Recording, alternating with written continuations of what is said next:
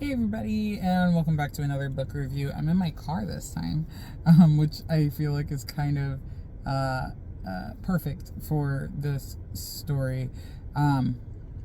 So I have a habit of doing random research projects that lead me down very deep, dark rabbit holes. And one of the most recent ones that I've had is in relation to the black middle class during the Gilded Age, throughout just general America, not just like a specific city, because I think a lot of times we think, Gilded Age, and we immediately jump to like New York, and while New York is interesting and lovely, that's not always the, area that we necessarily thrived in. And so I was so excited when I saw this book. And this book actually kept popping up on social media ads per usual. And I was finally like, okay, I just have to look it up. And I'm so glad I did. But the book is called The Davenports. And it is about a upper middle class / excessively wealthy black family in Chicago in the 19 teens. I think 1910 or like 1912 maybe. I can't remember the exact date, but it's around there, and I know it's around there because it's after the Springfield riots, which, if you know anything about history, I'm sure you've heard of the Tulsa Race Massacre. That's the most popular one. But the Springfield riots was another one that was very, very similar, where black-owned businesses were burned and destroyed, and people were hurt and killed. And just kind of the tension that would be felt in other cities where large populations of very successful black people were. And so, anyway, this story is about a very successful family who has developed a carriage business, and their children finding love, trying to figure out love, and like wanting the business to move towards like automobiles and all this stuff. It is based on the Patterson and Sons family, which was a carriage family in Ohio, I believe. But anyway, Davenports, it was a really good book. Just really good. Decently well written. The historian in me had a couple eye twitches, just a few. But the overall story was just really well done. I really like when authors don't just write from one character's perspective. They go to like different characters. It really almost read like I was watching, like a television series almost. Each chapter was a different character. And there are four main girls. So you have the two Davenport girls, Helen and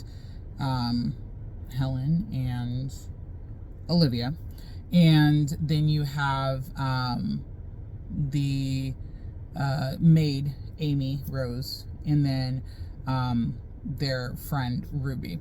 And each of them has kind of a different perspective on different things. So, Helen and Olivia, they're basically, told like, you have to be this way, you have to marry this person, you have to do all these things just to keep up appearances, if you will, and follow what your family says. Forget your desires to go into automobile business, or to maybe join in some activist groups before the days of the NAACP and all that.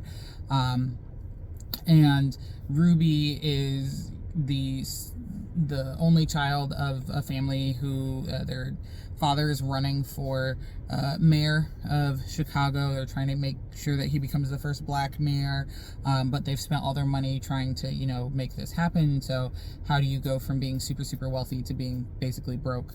Amy Rose is kind of an interesting character, and I don't know, like I could use a whole other book on her. She is biracial. Her father was a slave owner, who was a merchant ship something, had relations with her mother in St. Lucia, and then after the storm in St. Lucia, they moved to America. And her mother is like, well, I have to go find your father and he'll take care of us. And then they show up at this plantation and they're like, yeah, no, you can't do that. Plus he's dead. So that, you know, that was an interesting kind of story. And I was just like, I need more there. But overall, it was just a really good book. And I love hearing more stories that are based on historic people. With an angle of like things that we just don't think about or things that we don't hear about in varying history books or in varying stories. I just love that.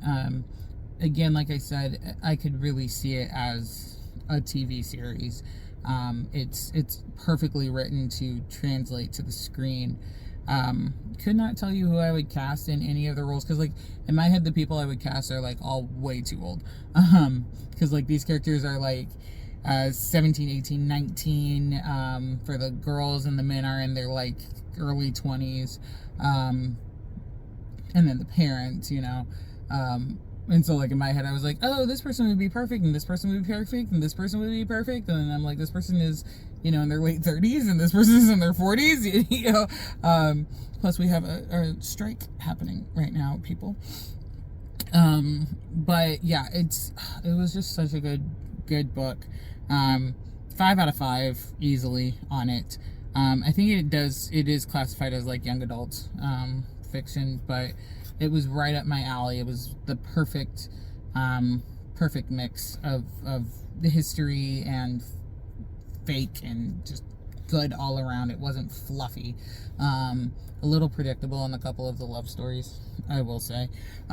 And like one negative, I hated the way it ended. I think it's like supposed to eventually turn into a series or like maybe become like a trilogy or something like that.